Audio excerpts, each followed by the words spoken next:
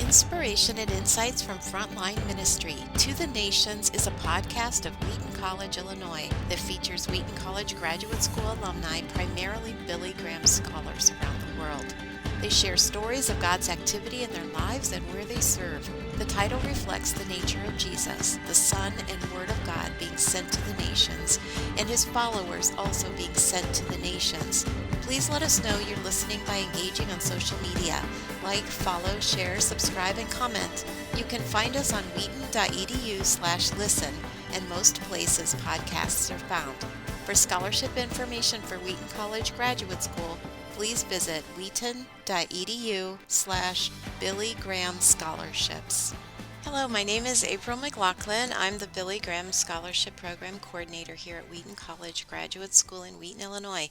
Thank you for listening. If you could find the intersection of education, agriculture, poverty remediation, youth camp ministry, entrepreneurship, and environmental restorative projects, what would you have? You'd have Eden Thriving. I'm very excited to be talking with Miriam Smith today. She's the founding director of Eden Thriving. She and her family live and serve in Kenya. Miriam received a Billy Graham scholarship and graduated from Wheaton College Graduate School in 2007 with her master's in intercultural studies with a concentration in transformational development. As I was thinking about this conversation, I was imagining at first that it would center around the idea of creation care, but as I looked more at edenthriving.org, her website, I think our conversation is going to be what I feel is going to be broader. How human symbiotic relationship with nature either improves or denigrates altogether, how connected we are. So I'm looking forward to hearing your story, Miriam, and understanding more about what you do on a day-to-day, month-to-month, year-to-year basis. So thank you so much for your time. Thank you, April. It's a pleasure to be with you today. Could you introduce yourself a little bit to us? Tell us about your family and how long you've been in Kenya. Sure. Yeah, my full name is Miriam Cochran Smith, but I'm often known as Mama Mika or Madam Miriam, Mrs. Smith, or simply Miriam. I was actually born in the United States in the state of North Carolina, but at 2 years old, my parents moved to France for language study and then to Chad in Central Africa, where they served as missionaries for the first 2 decades of my life. Wow. So I did schooling there, kind of, I call it Little House on the Prairie schooling. We had 7 kids in 6 different grades Wow. and one teacher, all in one classroom. And it really, in many ways, was somewhat of an idyllic childhood. At the age of 13, as I entered high school, I traveled to Kenya for an international boarding school called Rift Valley Academy and did ninth, 10th, and 11th grade there. Returned, actually did my senior year in the United States. I met my future husband there at Rift Valley Academy, a fellow Oh, classmate. His name was Kevin. We did not date in high school, but re-met later on in 1990 at Urbana, which was then a big conference for college-age kids. Married in 1992 and immediately returned to Africa, working with nonprofits in Somalia, Djibouti, Eritrea, and moved to Kenya in 2007. And wow. we are the proud parents of now grown children. Our daughter Katrina. We call her Katie. She's going to be 27 next week. Son Caleb is second born. He's 25. And our beautiful daughter-in-law, Emma. And then our youngest is Micah, who's 21. So we have lived in Kenya since 2007. That's amazing. So you must be pretty fearless. It sounds like Miriam and very adventurous and brave. And I think you have another story to tell us about that. And we'll save that for the end. But so Okay. tell us about Eden Thriving then. Sure, absolutely. I want to talk about Eden Thriving for sure. And I think so much of ministry flows out of who we are. And so I just want to put that out there that I Mm-hmm. myself, as Miriam, I've always loved the outdoors. I've loved campfires. I've loved backpacking. I love poetry, aha moments. where you just Mm, feel inspired, and also the contemplative life. I think I'm naturally a person who loves solitude, silence, stillness. I'm an introvert. I've often experienced God's presence out in nature and in the wilderness in quiet places. In my own life, feel a deep call to serve the God of love in practical ways. And as much as sometimes I want to perhaps just live in this beautiful contemplative wilderness space, there's a calling, a deeper feeling that I also want to serve. And so I guess I would say mm, that's coming from myself, who I am. And my best friend, I actually met in high school at Rift Valley Academy. She was a student with me. We were roommates. We ended up not planning this at all, but we ended up in Nairobi, Kenya together at the same time in 2007 when we moved there. And she was working with boys who had been living on the street and had a children's home that did rehabilitation and education. And she and I both love the outdoors. And so where Eden started was the boys that she worked with who would be very confident on the streets of Nairobi in a place that I would be terrified. okay. Uh-huh. Down in the dark and, scary inner city streets, these boys had never been privileged to be in this beautiful, pristine kind of wilderness areas. And so we brought them out for a camp. We put up the tents. We, did what you do when you bring kids camping and just started opening their eyes to what was all around them and how much it had Mm, to inform them about who they were and who God is and what is all this about. They were scared to death. Imagine sleeping in a tent for the oh, very first time. So that was our first camp. Both of us loved creation and were quite devastated by what was happening due to people's pressing needs in the community for firewood, for cooking fuel, for clean water, for just, mm, soil to grow on, mm, forest clearing, and lots of degradation of soil and tree cutting. And so we started putting those things together. How could we help young people and children get a passion for and a love for creation, for the environment, and also connect that to sustainable living, connecting that to why is it that, grandma, even great grandma, could just take her bucket right outside her door and there was a clean spring and she didn't have to work as hard to get clean water? Why isn't it that way today? Why is it that I now have to walk so far to get water or go collect wood from far away and spend all my free time as a kid doing this? mm, We just started bringing more and more kids out and doing team building, life skills, really loving, I think, that getting kids to know that they were valuable one on one, sitting around a campfire, sharing. If God made this amazing flower with all these seeds and just the beauty, what do you think He thinks about you? mm, Um, Teaching kids, connecting things that they had not connected before yeah, about their life with how the planet is put together. yeah. Was it mostly boys, the young boys in the At beginning? the first, just because that Yeah. was the home that my friend runs is Uh-huh.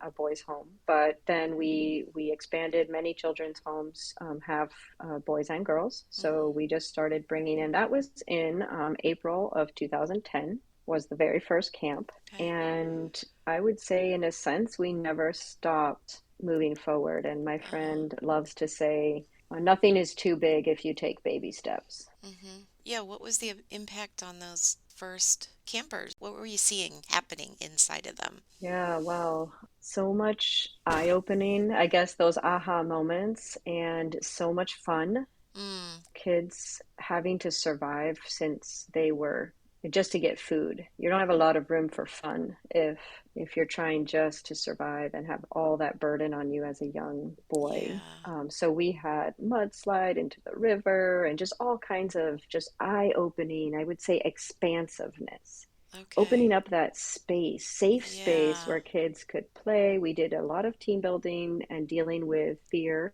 So the Mm, impact of, if I can push through and figure out this game with my brothers in a sense from the home, then next time we face a big conflict in the home, we have ways of dealing with that.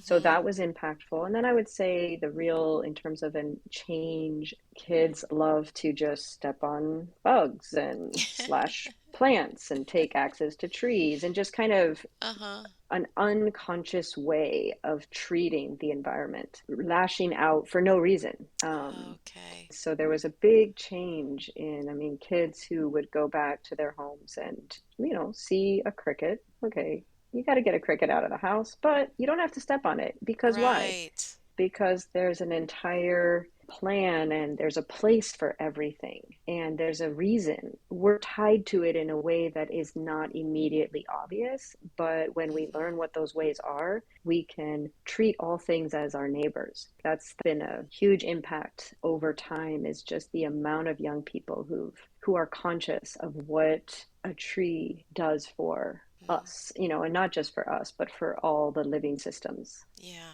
I noticed on your website you have a picture of a bunch of kids around a tree.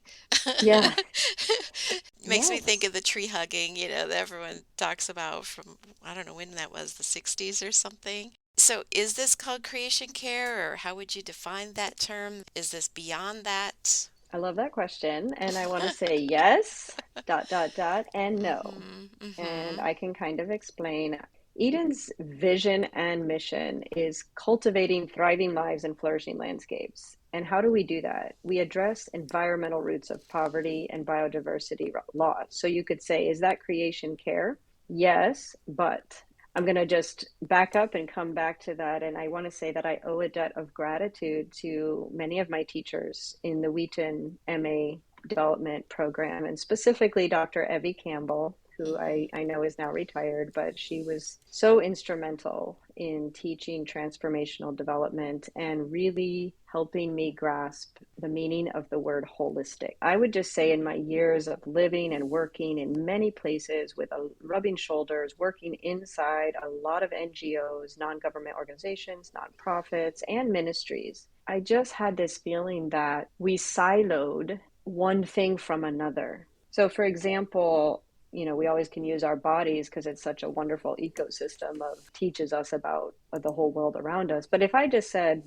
I think that the circulatory system is the most important. And so I'm going to really, focus on the circulatory system and have this amazing heart and get my, really work clean blood and all this stuff. And that's not bad. I would love to work on the circulatory system. However, my circulatory system can do nothing alone. Mm-hmm. Our bodies are just such complex systems. And I think people's lives and their relationship to the environment around them is also very complex. If I'm just tree planting and I'm not connecting that to somebody's life and livelihood and the need for fuel for cooking or for understanding what does this tree do, how does it bring clean water up from the underground aquifer up into my near my house, we're missing something. We're just siloing. Logistically, what I believe Eden has always tried to do is to keep weaving this basket of what we're doing with many different threads. As you said in your introduction, education, agriculture, poverty alleviation, youth ministry, entrepreneurship. It's because life is complex. Life Mm-hmm. is full of so many systems, and it feels reductionistic to me to sort of even logistically try to just do one thing. But it can feel overwhelming completely holistically. Yeah, I love it, but there's a limit Mhm. there There, too, right? for sure, Because you for can't do sure. everything. And I've said before, if somebody came to me as the director and said, I want to start a children's home under Eden, I would say no. That is not one of our programs. Mm, Obviously, we have to be focused enough.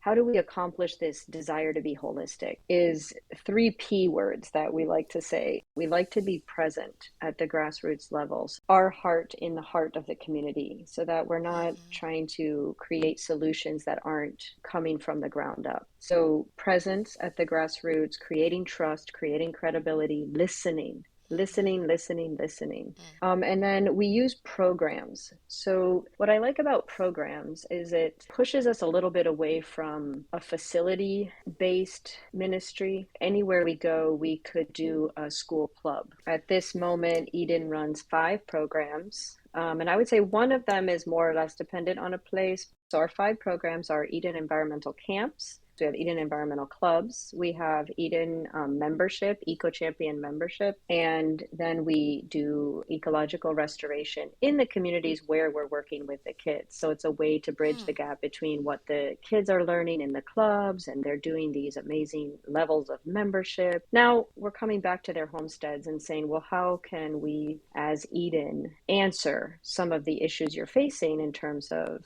economically or ecologically? So tree planting, fruit trees that perhaps bring some sustainable income. And then Wow. fifthly, we run a plastic recycling center that is a woman's economic empowerment. We're not trying to change all of Kenya, I would say. We're trying to partner with the community to answer the issues of poverty that are facing them today Hmm. through an environmental lens or through a creation care lens. And that was the second P, right? So there's one more P. Oh, yes. The third P is partners, partnership. And what I mean by that Okay. is often we think of donors, and that is one big part of it, but partners in the community. And the way we like to say it is that Eden transforms passion into tangible action. When we first started Club in 2011, in the community, the closest community to where I now live, we went to the local school and we could see there were trees planted in the school compound. And we met the headmaster and he was super excited. He said, oh, we have clubs. We have a day for clubs, and we even have an environment club. We just don't have a curriculum. We don't have anything to Oh. teach. So you're coming and saying you and your team would like to come and do something more with experiential education, hands-on, fun games, applicable learning. And so it was just hand in glove, if that makes sense. He was a passionate person. Yeah. He had his vision of what could be, but just didn't maybe have those resources. And so that was the beginning of a partnership where we still have club in that particular school. And the kids who had gone through that club in 2011 are now grown up. And in fact, several of them actually work on our team. Many of them have really changed the landscape Hmm. of the community. Right. I could totally believe that. You want to be present, and you have programs, and you have partners, and you are a holistic ministry. So there's a lot of thinking, philosophy, some theology behind all this. Maybe it developed over time. Is there more Mm-hmm. you want to explain about some of the foundations of what's gradually grown in Eden Thriving over time? When we started our first camp, like I said, we just called it Malewa Camp. Malewa is the place, the river where we live. But one day I was reading the Hebrew scriptures in the prophet Isaiah in chapter 51, verse 3. And this verse just jumped out at me. It said, for the Lord will comfort Zion. He will comfort all her waste places. He will make her wilderness like Eden, her desert like the garden of delight. Joy and gladness will be found in her, thanksgiving and a sound of melody. And at that moment, I just knew that what we were trying to do at that point was only camps, but I knew we needed to call it Eden. And why? That phrase from that prophecy, the wilderness will become like Eden, joy and gladness will be found there. I think if there was one word which sums up or it contains the philosophy of Eden Thriving, is that archetype of Eden. Hmm. We use the word perfection, but in English, I feel like we lose something with that because we kind of get into, right and wrong. I don't know, like it has to be perfect. It's really the word complete, isn't it? Hmm. And that's wholeness. And wholeness, again, going back to the silos and why it's so important to be holistic, because this concept of harmony, we have to honor all parts of life, including the parts that are difficult Yeah. and that cycle of life. Hmm. If you want a perfect flower, you better buy plastic, because real flowers wilt and die. And on a tree, that's the process of getting the seed for the next cycle. Right. This idea that wilderness will become like Eden. And again, the word wilderness in this case is more like the waste places, the degraded places. Hmm. And I thought it was so apt because what we were trying to do both on the inner and outer landscapes was bring this joy and gladness, this Hmm. wholeness. And we're Right. working with children who, for some reason or another, no fault of their own, ended up on the street or ended up as in an orphanage or ended up in a situation where their caretakers were not able to provide fully for them. And that's painful. Mm-hmm. To me, there's quite a direct link and metaphor, if we have the eyes to see it, between our inner and outer landscapes. So often, we can look at a piece of land and we see trees cut or we see soil erosion, and that's a waste place. But we look inside and we can say, yeah, there's a lot of damage, there's a lot of trauma, there's a lot of hurt. And the promise here that I love is it will become like Eden. What does that mean? It will become whole. It will have harmony. Shalom is in all ways. And Eden is full of the potential impossibilities, in a sense. The archetype of like the seed of life came all out of Eden. The joy and gladness, I love that too. The garden of delight. Kids just laughing and playing. Yeah. And if Being you do, kids. Yeah. and the process, you don't heal just by taking in information Mm-hmm. mentally or Mm-hmm. intellectually. We heal with our whole bodies. And Eden's one of their core values is experiential education. That's why we do a lot of exposure trips. That's why we get kids out in the environment of a forest. That's why they're hugging a tree. Why? Because they've never seen a tree that big. Why have they never Oh. seen a tree that big, that trunk? Because it's been cut down much younger for firewood. And this is the first time they've ever even known that a tree could be that big. Just imagine the easy spiritual lesson there. This Mm-hmm. is you. You open up, you receive the love of God. You can be this big tree. You can be this trunk. Your roots can go down deep into the soil of God's love. Do you have any idea how many young people have been impacted since that first camp in 2010? Yes, of course, the number's always changing, but we have through camps, clubs, membership program, probably up to 8,000 children and youth, 3,000 adults, over about 60 children's homes, and many schools. We are in one county in Kenya, but because the teachers and people leave that county and then go live in a different county, it ends up impacting like 10 Mm-hmm. counties. When we talk about thriving and flourishing, just like a tree, just like a flower, it has to have the sunlight, the water, we know that. But in kids' lives, that attention by a caring adult is like the sunshine, is like the water. It's one of our values that I continue to try and instill in all the staff who work for us. And also, we have international interns and different people who come over. It's like, you are that sunshine. Yeah. That is where the child will begin to believe they can thrive.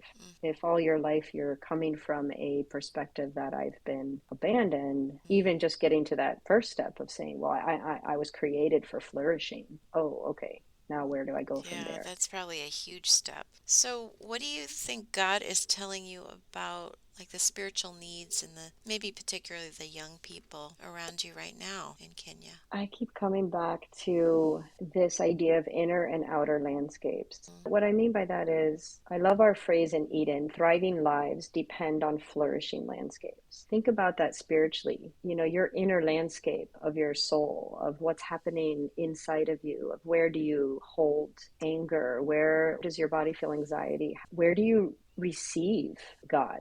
In where do you experience that surrender to God's love and to God's correction? And so how do we cultivate our inner landscape to be such that our outer lives become, really thriving in our relationships, thriving in nonviolent communication, thriving in dialogue, thriving in what we put into, our families and marriages and children. And obviously, I think it's really important our relationship with the earth. And how can we be in community around that? And in a way, that's an inner and outer mirror of what Eden Thriving is doing. Okay. So, if we have a wasteland in our inner landscape, then how do we heal it? Big question, April. Yeah. And I would only say, I let me offer, my own journey a little bit is uh-huh. just I think there's one word that has been very meaningful to me in these last 10 years of my life is the word receptivity. It's about looking around us at the beautiful garden you might have and all the grass and the flowers and even the animals. That sense that really we're not in control. God's presence is all around, and how can I be receptive to it? How do we heal those wastelands? I honestly believe that we open up, release some of what we think we can control. We can't be perfect, but we can work towards wholeness. We're human, but Mm-hmm. we can every day cultivate a practice that puts us on a path of receiving more and more of what we need, attention to places in us that seem dark, that scare us, without judgment, really, just saying, yeah, that really causes me a lot of fear. And when I'm afraid, I act like this. And that kind of destroys my inner landscape. It makes me tense. And then I'm, short with somebody, and then I hurt people's feelings. And I love the author, and maybe I'm jumping ahead here on book resources, but I love the Mm-hmm. author and poet John O'Donohue. Just gorgeous, gorgeous writing, real kindness towards Mm. this concept of being receptive. And that gives us a lot of compassion towards other people's mess ups that rub me wrong, because now, I realize I've got my own darkness or caves, and I'm also just a recipient of God's grace and beautiful love and healing. In service, I think that's what has to happen internally. And then in service to the world, going with that same sense. Like, how do I join this flow of God's grace in the world and try and make these outer landscapes thrive at the same time as always working on the inner, that physical spiritual dynamic that is always, every moment, we cannot separate it. It's always at work. Again, this is to me what it means to be holistic. In every moment, a chance to be open to and be conscious of and aware of and recognize the presence of God. Yeah.